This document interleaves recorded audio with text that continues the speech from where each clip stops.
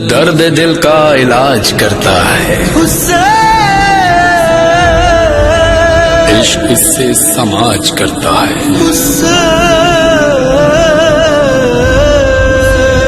کربلا میں وہ کل اکیلا تھا آج ہر دل پہ راج کرتا ہے۔ اچھا، اس کے بعد جس وقت بھی مرثیہ، نوحہ یا مصائب خاص طور پر ہو رہے ہیں اس وقت کوئی ہنسی مذاق کی بات نہ کریں۔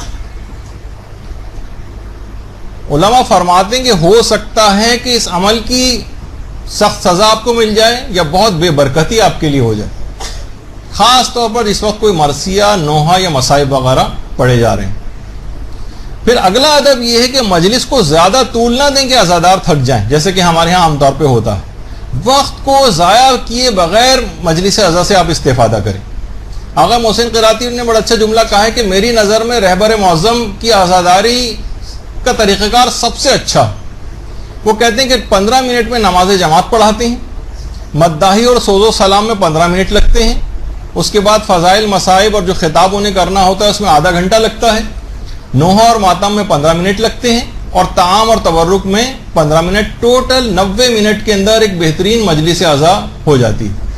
اور اس کے اندر نماز جماعت بھی ہو گئی، مداحی، سوز و سلام، خطاب، فضائل، مصائب، نوحہ، ماتم، تبرک، سب کچھ ہو گیا، وقت ضائع نہیں ہوا۔ تو دیکھیے اس طرح سے ہمارے ہاں کیا ہوتا ہے کہ 4-4، 5-5، 6-6 گھنٹے پر مجالس محیط ہوتی ہیں، عزاداروں کو تھکا دیا جاتا ہے۔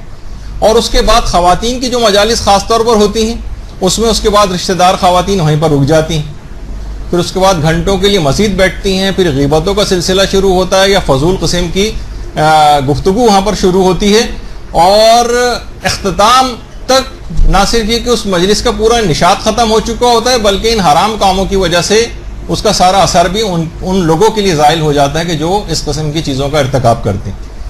تو یہ سارا غلطی اس وجہ سے ہوتی ہے کہ اس مجلس کا دورانیہ بڑا طویل کر دیا اور اس کے لوازمات ہم نے اتنے کر دیے کہ اتنے گھنٹوں پر محیط ہو گئی، ورنہ لوگ صرف 1 گھنٹے، 1.25 گھنٹے کے اندر مجلس اٹینڈ کر کے آرام سے گھروں کو واپس بھی چلے جائیں، نہ وہ تھکیں اور اگلی مجلس میں جانے کا بھی نشاط برقرار رہے ان کو، لیکن عام طور پر نہیں ہوتا۔ پھر ایک اور دوران مجلس ہے کہ تنگ جگہ پر کھل کے نہ بیٹھیں۔ عام طور پر یہ ہوتا ہے نا، جیسے مینا کے میدان میں ہوا تو جس طرح ماچس کی تیلی کے اندر تیلیاں رکھی ہوتی ہیں اس طرح سے لوگ لیٹتے ہیں، کروٹ لینے کے لیے برابر والے کو کہنا پڑتا ہے۔ اکثر افراد جو پہلے حاجی ہوتے ہیں وہ سوچتے ہیں مینا میں کہ جتنی دور تک میں نے اپنی چادر بچھا دی ہے نا میرا ایریا ہے، لمبی سی، بھائی وہاں تو بیٹھنے کی بھی جگہ نہیں، اتنی لمبی چادر آپ نے کہاں بچھا دی؟ تو بہرحال مقصد کہنے کا یہ ہے کہ تنگ جگہ پر کھل کر نہ بیٹھیں، کیونکہ تنگ جگہ پہ اگر کوئی کھل کر بیٹھتا ہے تو روایتوں میں اس کو کہا گیا کہ ایسے افراد انسان کہلانے کے قابل نہیں جو تنگ جگہ پر کھل کر بیٹھے۔ تو دوسرے لوگوں کے لیے مشکلات ہو رہی ہیں، دوسرے لوگ بیچارے اکڑو ہو کر بیٹھے ہیں اور یہ اپنی بڑی بڑی لمبی ٹانگیں جو پھیلا کے بیٹھے ہوئے ہیں، یہ مناسب نہیں ہے۔ اچھا، پھر اس کے بعد دوران مجلس خاص طور پر ہمارے ہاں جو سوزخوانی ہوتی اس میں واضح لہجہ اختیار نہیں کیا جاتا اور الفاظ سمجھ میں نہیں آتے۔ میں تو کتنی دفعہ ایسی سوزخوانی سننے کی کوشش کرتا ہوں، سمجھنے کی کوشش کرتا ہوں کہ یہ کہہ کیا رہے ہیں اس کے اندر۔ ٹھیک ہے، وہ دقت ہوتی ہے، اس کا اسٹائل ایسا ہوتا ہے، اس کی جو لے ہوتی ہے وہ اس طرح کی ہوتی ہے، جو حزنیاں ہوتی ہے اور اس سے خود بخود ماحول کی وجہ سے رونا آتا ہے، لیکن زیادہ تر الفاظ لوگوں کے سمجھ میں نہیں آتے، اور جو بچے اور نوجوانوں نے تو شاید ایک جملہ بھی سمجھ میں نہیں آتا اس میں سے۔ تو اس کا خاص طور پر خیال کرنا چاہیے، واضح لہجہ، خوبصورت لہجہ، کانوں کو بھلا لگے۔ اور خواتین کو خاص طور پر میں کہوں گا کہ پتہ نہیں مردوں کی نقالی میں جہاں بہت ساری چیزوں کی نقالی ہو رہی ہے کہ جس طرح مرد گھروں سے باہر نکل رہے ہیں ہم بھی گھروں سے باہر نکلیں، جس طرح وہ کام کر رہے ہیں ہم بھی اس طرح سے کام کریں اور اپنے محاذ کو چھوڑ رہے ہیں۔ اسی طریقے سے خواتین نے مرثیے کے اندر بھی مردوں کے انداز اپنا لیے ہیں، مردوں جیسی آوازیں نکالنے لگی ہیں، اسی طرح مجالس بھی مردوں کی آواز میں پڑھنے لگی۔ بالکل غلط ہے، اپنی نسوانیت، اپنی آواز کو برقرار آپ رکھیے، اس کے ساتھ آپ جو ہے وہ مجالس یا سوزخوانی وغیرہ کریں۔ خود ہمارے چوتھے امام کے متعلق یہ جملہ مشہور ہے، اللہم صلی علی محمد و علی محمد،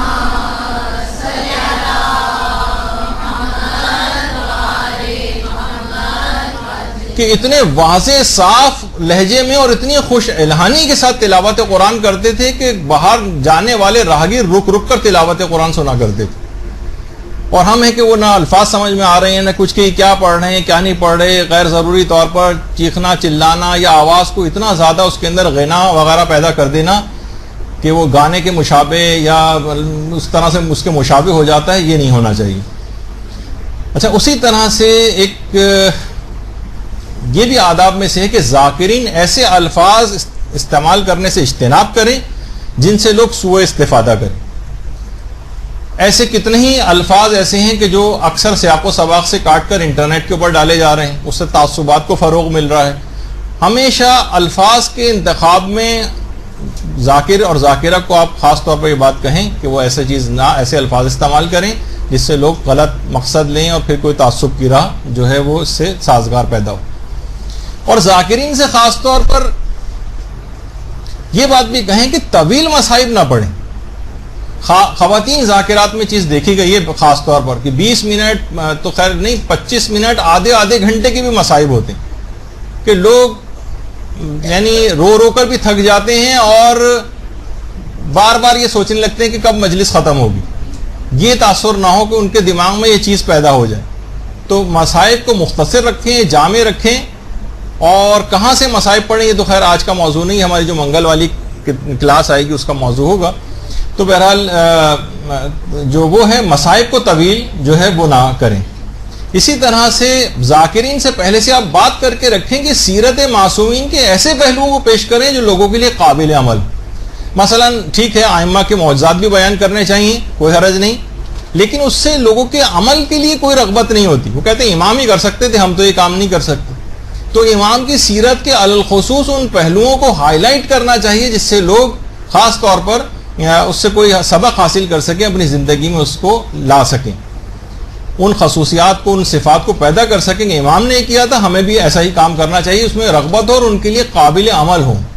سیرت کے عام طور پر ایسے پہلو جو معجزاتی ہیں جس میں کوئی دوسرا کر ہی نہیں سکتا ہے معصوم کے علاوہ، ہم ایسے پہلوؤں کو زیادہ ہائی لائٹ کرتے ہیں، اس میں کرنے میں کوئی حرج نہیں ہے، امام کے لیے فضائل بیان کرنے چاہیے، لیکن صرف اور صرف انہی پر فوکس رکھنا اور ان پہلوؤں کو نظر انداز کر دینا جس سے لوگوں کو فائدہ پہنچے گا اور ان کو عمل اور ان کا کردار بہتر ہوگا، یہ عام طور پر اس سے غفلت برتی جاتی ہے جو اسے نہیں کرنا چاہیے، آداب کے خلاف ہے۔ اس کے علاوہ خاص طور پر مضامین عزاداری میں غلو اور تفویض، اس سے اجتناب کرنا ہے، یعنی کہ ایسا نہ ہو کہ ایسے الفاظ استعمال کریں جس سے ائمہ کو خدائی کے منصب پر لوگ فائز کر دیں، اس قسم کے الفاظ سے اجتناب کرنا چاہیے۔ اور انبیاء سے ائمہ کا ایسا موازنہ نہ کریں جیسے اکثر مجالس میں ہوتا ہے کہ اس سے انبیاء کی توہین ہوتی ہو، یعنی کبھی بھی پیغمبر کے سامنے ہم مثلا ان کی فضائل اس طرح سے بیان کریں کہ حضرت عیسیٰ کی توہین ہونے لگے، پیغمبر کبھی برداشت کریں گے اسے؟ ٹھیک ہے، یعنی فضیلت بیان کرنا ایک الگ چیز ہوتی ہے، لیکن اس طرح سے مصائب کے جس سے انبیاء کی توہین لازم آئے، یہ اکثر ذاکرین کا طریقہ کار ہوتا جا رہا۔ جیسے کہ میں نے آپ کو بتایا بھی تھا نا کہ حضرت زہرا کے متعلق بھی مثلا ایک ذاکر کا شاید پہلے میں نے قول نقل کیا تھا کہ جب حضرت زہرا آتی تھی تو پیغمبر اپنی رشت سے کھڑے ہو جاتے تھے، ظاہر ہے جو پلڑا ہلکا ہوتا ہے وہ اٹھ ہی جاتا ہے، ایک ذاکر نے یہ بھی کہا۔ تو اب آپ خود سوچیں نا، اس قسم کے الفاظ استعمال کرنا، اس میں تنبیہ کرنی چاہیے کہ آپ یہ کیا کہہ رہے ہیں، ایک کہ فضیلت بیان کرتے ہیں، دوسرے کی توہین و تنقیص کی طرف چلے گئے، نہیں ہونا چاہیے ایسا۔ اب تو اتنا وقت بھی نہیں ہونا کتنی مثالیں اور بیان کرتا۔ خیر، تو اب ایک اور ادب میں سے ہے کہ گریہ کرتے ہوئے مومنین کے چہروں کو نہ گھوریں۔ عام طور پہ آج کل یہ والا بھی ٹرینڈ ہو گیا ہے کہ لوگ گریہ کر رہے ہیں اور وہ بیٹھے ان کی شکل کو دیکھ رہے ہیں، ایسا نہیں ہونا چاہیے۔ اگلا ادب یہ ہے کہ گریے میں آواز کو بلند کرنے میں شرم محسوس نہ کریں، خجالت لوگ محسوس کرتے ہیں، خاموشی سے بیٹھے ہوئے ہیں۔ جب علامہ طالب جوہری صاحب قبلہ یہاں مدرسے تشریف لائے تھے تو میں نے کہا تھا، ایسے ہی میں نے ذرا ہے ان سے مذاق پوچھا تھا کہ کچھ جگہ ایسی بھی ہیں جہاں آپ کو مجلس پڑھنے میں بالکل مزہ نہیں آتا ہو، تو انہوں نے کراچی کے خاص علاقے کا نام لیا تھا کہ وہاں مصائب جو ہیں جتنے بھی طرح سے پڑھ دی جائیں لوگ یعنی بالکل روتے ہی نہیں ہیں، یعنی بڑی مشکل سے ان کو رلانا پڑتا ہے، وہاں مجھے مجلس پڑھنے میں مزہ نہیں آتا۔ تو بلند آواز سے گریہ کرنا، اچھا اس سے علماء نے کہا ایک فائدہ آپ کو، زیادہ ثواب جب آدمی بلند آواز سے گریہ کرتا تو اس کے اس گریے کی آواز کو سن کر دوسروں کے لیے کو بھی رونے کا دل چاہنے لگتا ہے، یعنی ان کے لیے فضا سازگار ہو جاتی ہے اور ان کا دل بھی گریے کی طرف مائل ہوتا ہے، تو ان کے گریے کے ثواب میں بھی یہ اشخاص شریک ہو جاتے ہیں کہ جو بلند آواز سے گریا کرتے ہیں. یعنی اس کے باقاعدہ آداب میں سے ہے کہ انسان گھٹ کر اور اپنے آپ کو روک کر گریا نہ کرے بلکہ بلند آواز سے گریا کرے. اور اس میں روایات میں باقاعدہ امام نے حکم بھی دیا ہے کہ بلند آواز سے جو ہے وہ گریا کرو. اور یہاں تک امام نے جملہ ارشاد فرمایا ہے جو کہ عام طور پر لوگ اس کو بھی ہضم نہیں کر پاتے. خود امام حسین علیہ الصلوۃ والسلام فرماتے ہیں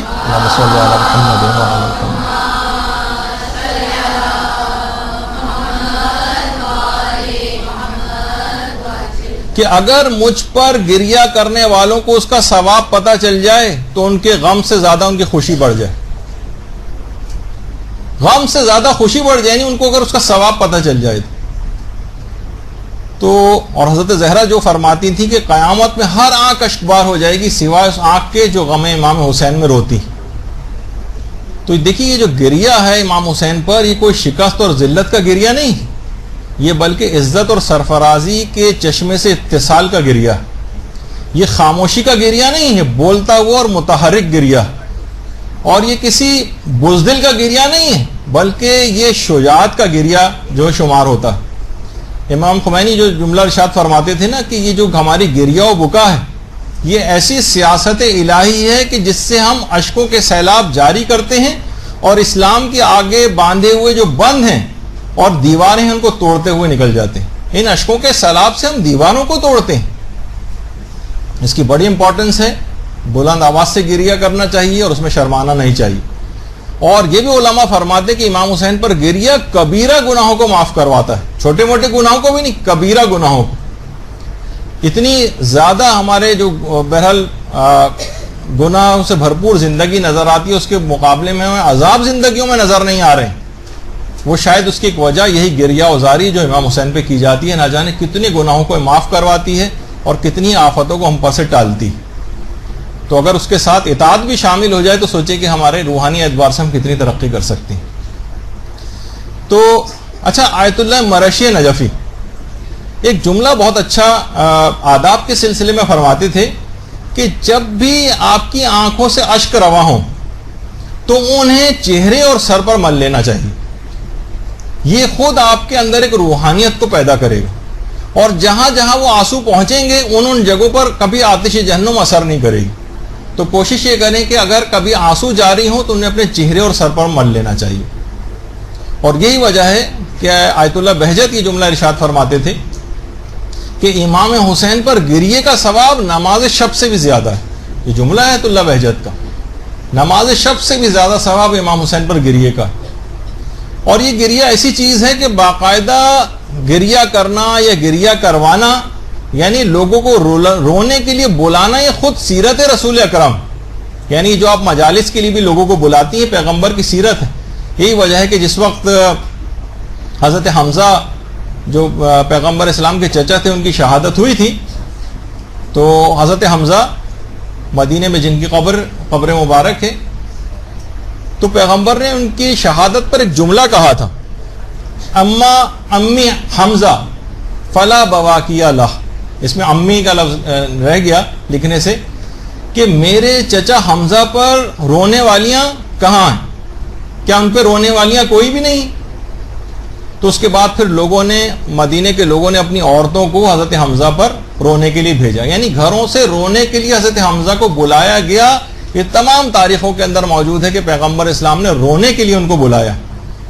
اور باقاعدہ جب جعفر شہید ہوئے تھے جنگ موتا میں تو حضرت جعفر کی شہادت کی خبر جب مسجد نبوی میں پہنچی تھی تو روایتوں کا جملہ یہ ہے کہ اصحاب پیغمبر اس طرح سے چیخ کر روئے تھے کہ ان کی ہچکیاں بند گئی تھی رونے کی وجہ سے جعفر پر. تو پیغمبر اسلام نے جملہ ارشاد فرمایا تھا کہ الا مثل جعفر فلیبکل بواکی, جعفر جیسی شخصیات پر انسان کو گریہ کرنا ہی چاہیے. یعنی جعفر تھے ہی ایسے. تو علماء یہ فرماتے ہیں کہ جعفر اپنے تمام تر فضیلتوں کے باوجود امام حسین سے زیادہ تو افضل نہیں ہے نا. تو پیغمبر نے جب جعفر کے رونے کے متعلق اور حضرت حمزہ کے رونے پر باقاعدہ عورتوں کو بلوایا تو امام حسین علیہ السلام ان تمام افراد سے فضیلت کے حامل ہیں. تو بدرجہ اولا ان کے اوپر رونے کا حکم پیغمبر کی ان احادیث سے بھی ثابت ہوتا ہے جو حضرت حمزہ اور جعفر کے لیے پیغمبر نے ارشاد فرمائی. اور ہمارے پانچویں امام نے باقاعدہ اللہم صلی علی محمد و علی محمد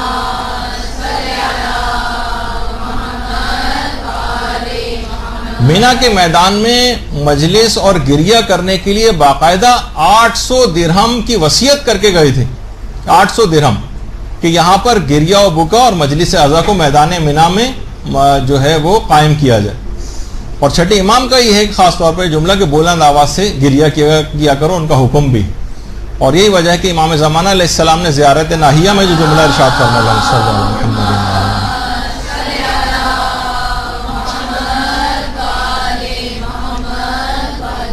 کہ اے جد میں کربلا میں نہیں تھا تو اب میں آپ کے مصائب پر خون کے آنسو رہوں گا، آپ کے مصائب پر خون کے آنسو بہاؤں گا. تو بہرحال اچھا تو بلند آواز سے گریہ کرنا چاہیے.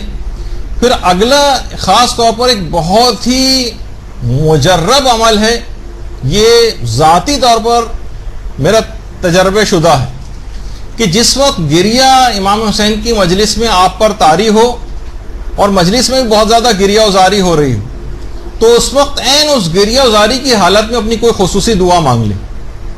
وہ لازمی وہ خصوصی دعا ضرور قبول ہو جاتی ہے جس وقت گریہ وزاری کے عین اس وقت کہ جب کہ آپ کا بھی دل، آپ کی آنکھوں سے بھی آنسو جاری ہوں اور سامعین بھی سب لوگ چیخ چیخ کر گریہ کر رہے ہوں، اس وقت خاص طور پر کوئی اپنی مخصوص دعا مانگنا. شاید ہی کبھی بلکہ یاد نہیں پڑتا کہ کوئی دعا اس موقع پر کی گئی ہو اور اس کو قبول نہ ہوئی. بہت اہم چیز ہے، تو اس میں خاص طور پر دعا مانگنا یہ بڑا قبول کروانے والی چیز ہے. اچھا اگر کسی کو رونا نہ آئے تو حکم یہ ہے کہ پھر وہ رونے جیسی شکل بنائے. اچھا آج کل زیادہ تر افراد کے ساتھ، کچھ افراد، زیادہ تر تو کہنا غلط ہے، کچھ افراد یہ ٹرینڈ بڑھتا چلا جا رہا ہے کیونکہ حالات، واقعات، گھریلو ماحول بھی ایسے بعض گھروں میں نہیں رہے ہیں، ان کو رونا نہیں آتا ہے، وہ بیٹھے ہوئے بس رونے والوں کی شکلیں دیکھتے رہتے ہیں. تو یہ جو سنگدلی اور شقاوت ہے یہ بعض اوقات گناہوں کے سبب سے پیدا ہوتی. تو وہ افراد کہ جو اس طرح کی سنگدلی ان کے اندر پیدا ہو گئی ہو، کوئی شقاوت ان کے اندر آ گئی ہو، تو کچھ طریقہ کار علماء نے جو میں جلدی سے 1-2 منٹ کے اندر بتا دیتا ہوں کہ جو بتائے ہیں کہ جس پہ عمل کرنا شروع کریں تو ان کی سنگدلی دور ہو جائے گی اور آنکھوں سے اشک جاری ہو جائیں گے. یعنی دل کو جو اعمال نرم بناتے ہیں ان کے اندر ایک ہے تلاوت قرآن کرنا. جتنا انسان تلاوت قرآن کرتا جاتا ہے اتنا اس کا دل نرم ہوتا چلا جاتا ہے اور آنکھوں سے آنسو جاری ہوتے ہیں. علماء کی ہم نشینی، علماء کے ساتھ رہنا، گھر میں چلیں آپ کے لیے کہ آپ جو ہے علماء کے ساتھ اس طرح سے نہیں، لیکن آپ کتابوں کے ذریعے علماء سے ہم نشینی کر سکتی ہیں. ان کی کتابیں پڑھنا، مطالعہ کرنا، یہ دل کو نرم بناتی ہے اور آنکھوں سے گریے کا سبب بنتی. یتیم کے سر پر ہاتھ پھیرنا، یتیم کے سر پر ہاتھ پھیرنے کے عام طور پر لوگ اس کے صرف ہاتھ پھیرنا نہیں کہ ہم نے ہاتھ پھیر دیا، وہ بھی اپنی جگہ فضیلت کا حامل ہے، لیکن اس کے معنی ہے کفالت کرنا. کوئی یتیم ہو اس کے کفالت کریں، کسی اس کو پڑھانے لکھانے میں اس کی کوئی مدد کر دیں، اس کی فیسوں کو بھر دیں، اس کی اور چیزوں کا خرچہ اٹھا لیں. یہ خود دل کو نرم بناتا ہے کہ امیر المومنین جس طرح سے یتیموں کی کفالت کیا کرتے تھے، ان کی اپنی سیرت بھی اسی انداز سے. اچھا پھر اس کے بعد کثرت سے استغفار کرنا. اگر کوئی روزانہ ایک تسبیح بھی پڑھنا شروع کر دے استغفر اللہ ربی واتوب الیہ کی، تو اس کا دل نرم پڑنے لگے گا.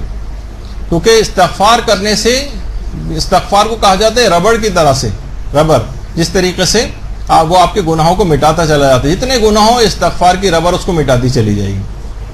اسی طرح سے کم کھانا، کم بولنا اور کم سونا یہ خود دل کو نرم بناتا ہے، اور زیادہ کھانا، زیادہ بولنا اور زیادہ سونا دل کو سخت کرتا ہے. تو اگر یہ 3 چیزیں میں انسان کمی کر دے، بولنے، کھانے اور سونے میں، تو اس کا دل نرم پڑتا ہے اور آنکھوں سے آنسو جلدی رواں ہوتے. اسی طریقے سے روزہ رکھنے سے دل نرم پڑتا ہے، حرام سے بچنے، اجتناب کرنے سے دل نرم پڑتا ہے، زیادہ مال جمع کرنے کی فکر میں نہ رہے، اس سے دل نرم پڑتا ہے، اور حرام مال سے بھی اگر پرہیز کرے اس سے بھی دل نرم ہو جاتا ہے. اچھا اب رونا اگر کسی کو نہیں آ رہا ہے تو حکم ہے کہ رونے جیسی شکل بناؤ، اس پر بھی ثواب مرتب ہوتا ہے. وہ جو جملہ مشہور ہے نا کہ من بکا و ابکا و تباکا وجبت لہ الجنہ، جو احادیث کے اندر بھی یہ چیز آئی ہے. روئے یا مثلا رونے جیسی شکل بھی اگر بنا لے تب بھی اس کے اوپر جنت واجب ہو جاتی. تو اچھا، علامہ ذیشان نظر جوادی نے لکھا ہے کہ ایک جگہ پہ یہ پوری حدیث مجھے کہیں نہیں ملی، لیکن اپنی کتاب میں لکھا ہے انہوں نے کہ اگر کسی کے پاس حدیث ہو تو مجھے سامنے بیان کرے۔ بہرحال بحار الانوار کی 44ویں جلد کے اندر بالکل اسی طریقے سے حدیث لکھی ہوئی موجود ہے۔ تو رونے جیسی شکل بنانے پر بھی جو ہے وہ ثواب مرتب ہوتا ہے، اور باقاعدہ جملوں کے اندر یہ آیا ہے اعمالی شیخ صدوق میں بھی ہے کہ من تباکا فلہ الجنہ، جس نے رونے جیسی شکل بنائی اس پر بھی جنت واجب۔ اکثر یہ آج کل انٹرنیٹ پہ مخالفین حضرات یہ اس حدیث کو لکھ کر اور کہتے ہیں کہ شیعوں کے ہاں جو ہے اس کا مطلب ہے کہ ریاکاری کرنا یہ جائز، اس کو ریاکاری سمجھا جا رہا ہے۔ اچھا، علماء ہمارے یہ جواب دیتے ہیں کہ دیکھیے انسان کی فطرت ہے کہ آنسو جو ہے انسان کی پلکوں کی پیداوار نہیں، کہ ہلکے سے اشارہ کیا جائے اور ایک آنسوؤں کا سیلاب جو ہے جاری ہو جائے، نہیں، اس کے لیے شدت تاثر ضروری ہوتا ہے اور سازگار ماحول اور فضا کی جو ہے وہ ضرورت وہ پیش آتی ہے۔ اور بعض غم کے حالات دیکھیے اس طرح سے ہوتے ہیں کہ غم کے حالات ہیں لیکن آپ کی آنکھوں سے آنسو نہیں نکلتے، مثلا کسی پڑوسی کا انتقال ہو گیا، کسی اور کا انتقال ہو گیا جس سے آپ کا بظاہر کوئی قلبی جو تعلق نہیں ہے، تو آپ غمگین ہوں گے دلی اعتبار سے، موت کے اندر شریک ہوئے، لیکن آنکھوں سے آپ کے آنسو جاری نہیں ہوں گے۔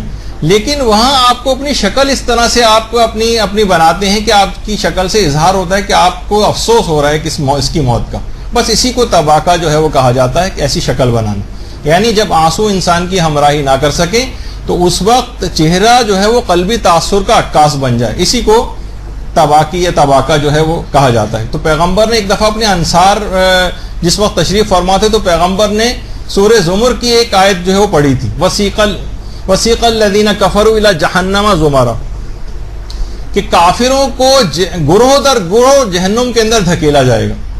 پیغمبر نے جب اس آیت کی تلاوت کی تو اصحاب گریہ کرنے لگے۔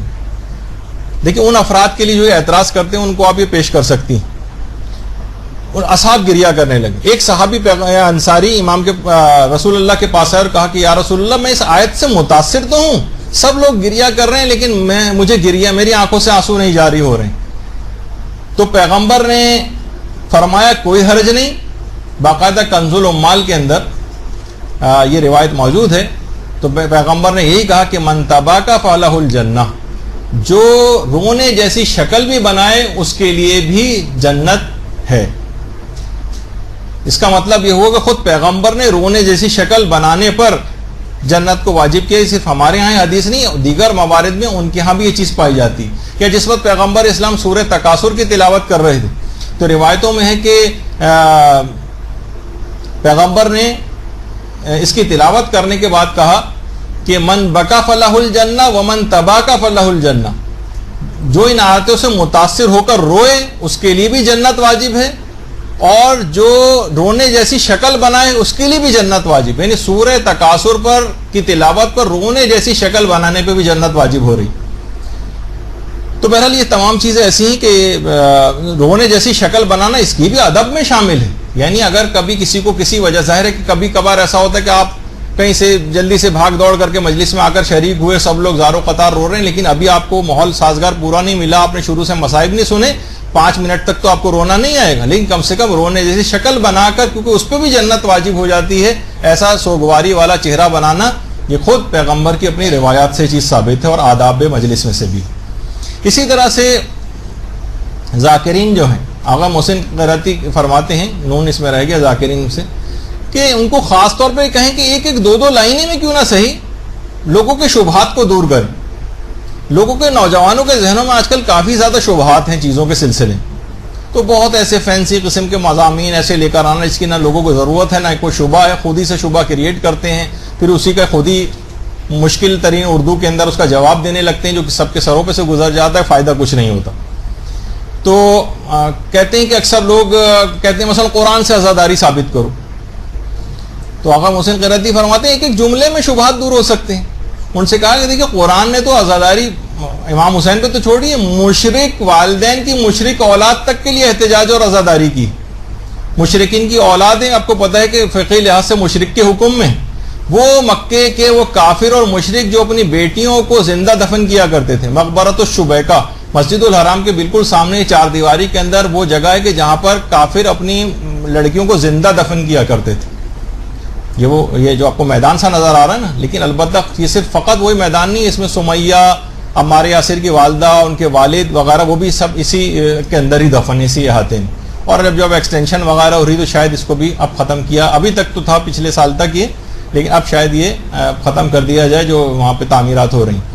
تو بہرحال کہا کہ مشرک والدین کی مشرک بیٹیاں تھیں، ان کو زندہ دفن کیا جا رہا تھا، ان تک کے لیے قرآن نے عزاداری کی ہے اور کہا ہے کہ بِأَيِّ ذَنبٍ قُتِلَتْ، ان کا کیا گناہ تھا کہ ان کو جو ہے وہ اس طرح سے قتل کر دیا گیا. یعنی باقاعدہ وہ بچیوں کا کہا کہ ان کا کیا قصور تھا کہ انہیں اس طرح سے قتل کر دیا گیا اور ذبح کر دیا گیا یا ان کو زندہ دفن کر دیا گیا. تو باقاعدہ قرآن نے خود ان کے لیے نوحہ پڑھا ہے اور عزاداری کی. تو آپ امام حسین کے متعلق مثلا کیا کہتے ہیں؟ ایک جملے میں کہیے اور جو ہے وہ آگے بڑھ جائیے. تو اور یہی وجہ ہے کہ ہمارے ہاں مظلوم کی حمایت کا دیکھیے، چاہے وہ ہمارا ہم عقیدہ نہ بھی ہو لیکن مظلوم ہو. جیسے شام کے معاملے میں حزب اللہ نے جس طریقے سے جا کر اپنی جانیں بھی دیں، آپ کو پتہ ہے کہ وہاں پہ مشکل 3-4% بھی شیعہ نہیں ہوں گے شام میں، باقی ساری جو ہے وہ غیر شیعہ افراد کی اکثریت ہے. لیکن شام میں جا کے مومنین نے، کیونکہ مظلوم تھے شام والے، اور ان کے لیے اپنی جا کر انہوں نے جانیں دی ہیں باقاعدہ. تو ہمارے یہاں مظلوم کی حمایت ہے، چاہے وہ مظلوم کافر و مشرکی کیوں نہ ہو. اس کے لیے بہرحال صدائے احتجاج بلند کرنا یا ان کے لیے حزنیہ کلمات کہنا، اس میں کوئی مسئلہ نہیں. اور مثلا وہ لوگ کہتے ہیں کہ ایک جملے میں اس کا بھی کہا جا سکتا ہے کہ صرف ایک دو جملے سے بات واضح کر کے، تاکہ نوجوانوں کے دماغ میں بس وہ فٹ ہو جائے گی اور مجلس کا آپ نے بہت بڑا کام گویا اس کے اندر کر دیا. مثلا ہم غم کو صرف عاشورے کے دن ہی کیوں نہ منائیں، اتنا سارے دنوں میں 10 دنوں تک کرنے کی کیا ضرورت ہے؟ یعنی عقلی طور پہ ایک جملہ ان کو صرف کہیے اور ان کا شبہ جو ہے وہ دور کر دیں. کہ دیکھیے اگر مثلا وہ افراد کے جن سے آپ کو کوئی قلبی تعلق بھی نہیں ہوتا، جو مغربی قوم ہیں، وہ ان کے لیے اتنی عزاداری کرتی ہیں مثلا کہ 1 منٹ کے لیے خاموشی اختیار کرتی ہیں، ان کا اپنا طریقہ عزاداری کرنے کا، 1 منٹ کے لیے خاموشی اختیار کی کیونکہ کوئی قلبی تعلق بھی نہیں. وہ کہتے ہیں مثلا کسی کی اپنی والدہ کا انتقال ہو جائے، 3 دن تک اپنی دکان بند کر دیتا ہے، 3 دن تک کاروبار کے لیے نہیں جاتا. کہہ رہے ہیں لیکن مثلا یہ کہ اگر کسی کی ماں باپ بچے بیوی سب کسی حادثے کے اندر ہلاک ہو جائیں تو وہ اکثر 1 مہینہ 40 دن ہو سکتا ہے کہ غم میں جو ہو نہ جائے، وہ اس طرح سے سوگواری کرے گا. اور ہمارے امام حسین علیہ السلام جو پورا خاندان جن سے ہمارا قلبی تعلق ہے سب سے زیادہ ہے اپنے تمام رشتہ داروں سے، ان کے لیے اگر ہم 10 دن کی عزاداری کرتے ہیں تو عام افراد تک کے اوپر یہ ہے کہ 1 مہینہ وہ نہیں اپنے اس کے اوپر نہیں جاتے کاروبار پہ، تو ہم تو فقط صرف 10 دن یا 2 مہینہ 8 دن اس طرح سے عزاداری کرتے ہیں. اور پیغمبر نے تو پورا سال عزاداری کی ہے. حضرت ابو طالب، حضرت خدیجہ کی وفات پورا سال عام الحزن اور غم کا سال قرار دے دیا تھا. تو 1-2 جملوں کے اندر بھی ان شبہات کا جواب دیتے ہوئے جایا جا سکتا ہے. پھر اس کے اندر ایک ادب میں سے بھی ایک ہے کہ مجالس عزا کتنی بار ہونی چاہیے. مثلا کیا ہمارے ہاں جس طرح سال میں 1 دفعہ مجلس عزا کہ سالانہ مجلس عزا ہوتی، کیا یہ کافی ہے؟ آیت اللہ سید عبد الکریم کشمیری بہت بڑے عرفا میں سے گزرے ہیں، وہ فرماتے تھے کہ امام حسین کی عزاداری جتنی بھی کی جائے وہ کم ہے. اور آیت اللہ علی امام خمینی فرماتے تھے کہ اس مکتب کی حفاظت کے لیے روزانہ مجلس برپا ہونی چاہیے اور روزانہ گریہ کرنا چاہیے. امام خمینی کا جملہ ہے باقاعدہ. آیت اللہ علی آقا قاضی وہ فرماتے تھے کہ عزاداری سید الشہداء میں کبھی غفلت نہ کرنا، اگر فقط 2 یا 3 افراد بھی میسر اور دستیاب ہوں تو اس عزاداری کے فریضے کو انجام دو. آپ یہ مت سوچیں سالانہ مجلس ہوگی اتنے بڑے پیمانے پہ بلانا پڑے گا تو سال میں 1 ہی بار ممکن ہے اتنا خرچہ کرنا. تھوڑے سے افراد، 5 افراد، 10 افراد، وہ بھی مل کے بھی اگر مجلس کریں تو مجلس اس انداز سے ہو سکتی ہے. اور آیت اللہ علی آقا قاضی فرماتے تھے کہ گھروں میں 1 ہفتے میں 1 مجلس تو ہونی چاہیے، چاہے وہ بہت چھوٹے پیمانے پر صحیح 2-3 افراد آپ کم سے کم یا خواتین بھی بیٹھ کر ایک مرثیہ ہی پڑھ دیں اور اس کے بعد ایک ماتم کر دیں. 1 ہفتے میں 1 مجلس ہونی چاہیے. تو بہرحال یہ سب چیزیں ایسی ہیں اور ضروری. اب تو اتنا دورہ ہو گیا، فینسی جتنی انسٹرومنٹ اور چیزیں جو آ گئی ہیں کہ آپ یہ بھی کر سکتی ہیں کہ مثلا انٹرنیٹ پہ کسی بھی ہر عالم کی وہ اویلیبل ہے مجلس، آپ مجلس لگائیں، سب لوگ بیٹھ کر سنیں اور اس کے بعد کوئی نوحہ وغیرہ پڑھ لیں اور اس طرح سے 1 ہفتے میں 1 مجلس. ایسی برکتیں آپ کے گھروں میں آپ نے جو 1 سال تک کا ٹائم دے دیا ہے نا، اس کی وجہ سے بھی بہت ساری چیزیں، یعنی برکت فقط سال میں 1 دن ایسا آتا ہے جس میں اس طرح کی برکتیں ہوں. اگر ہفتے وارہ ایسا ہو جائے تو کتنے پرابلم گھروں کے سالو ہو جائیں. اور آیت اللہ بہجت یہ جملہ ارشاد فرماتے تھے کہ مستحبات میں سے کوئی بھی عمل سید الشہداء پر گریے سے زیادہ افضل نہیں. کہنے جتنے بھی مصائب جتنے بھی مستحبات ہیں ان میں سے کوئی بھی عمل ثواب میں مصائب سید الشہداء کے بیان کرنے سے زیادہ اور گریہ کرنے سے زیادہ افضل نہیں. تو اس کو گھروں میں کم سے کم ایک ہفتے میں ایک بار اس طرح سے اگر کیا جائے. اور علماء یہ بات بھی بیان فرماتے ہیں کہ عزاداری کو فقط ایام اعضاء تک محدود نہ کریں. یقیناً محرم میں اس کی اہمیت اور زیادہ بڑھ جاتی ہے، لیکن عام دنوں میں بھی مجالس جو ہیں مومنین اس کو برپا کریں، اپنے رشتہ داروں کو بلائیں. ایک محرم سے دوسرے محرم کے درمیان اتنا زیادہ گیپ آ جاتا ہے، تقریباً 9-10 مہینے کا تقریباً گیپ، کہ پچھلی تبلیغ اگر باقاعدہ تبلیغ کی بھی گئی ہے تو وہ اس کے اثرات یا تو زائل ہو جاتے ہیں، بہت کم ہو جاتے ہیں. اتنا زیادہ بیچ میں گیپ آ جاتا ہے تاکہ وہ تسلسل برقرار رہے اور لوگ اس انداز سے اس میں تبلیغی عمل کو انجام دیتے جائیں تو وہ گیپ نہیں آئے گا اور لوگ تبدیل ہوں گے. اچھا، اب اختتام مجلس کے اعتبار سے کچھ چیزوں کا خیال کرنا ہے. اس میں یہ کہ جس وقت ادب میں سے کہ جس وقت مجلس ختم ہو تو اس مجلس اعضاء کا ثواب مرحومین کے نام یا امام زمانہ کو ہدیہ کریں اور ان تمام مومنین کو بھی ہدیہ کریں. اللہم صلی علی محمد وعلی محمد.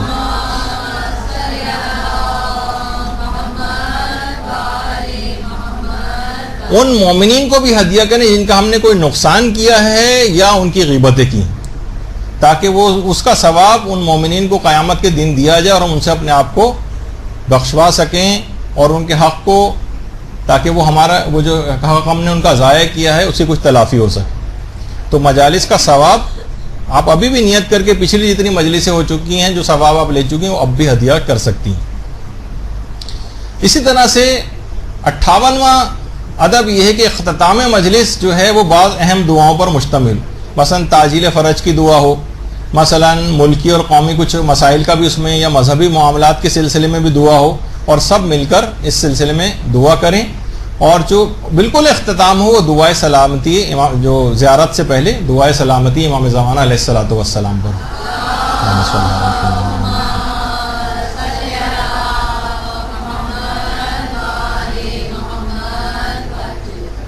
اچھا، جس وقت مجلس سے باہر نکلتے وقت شریعت کے خاص طور پہ خیال کریں. دیگر لوگوں کے جوتوں کو کچلتے ہوئے نہ جائیں، ان کے جوتوں کو خراب نہ کریں، اور بھی جو اس قسم کی باتیں ہیں ان کا خیال رکھیں جن کو بھی وقت نہیں بچا. نوحہ پڑھا جائے. اور دیکھیے پیغمبر اسلام نے حضرت ابو طالب علیہ الصلوۃ والسلام کے انتقال پر نوحہ پڑھا تھا.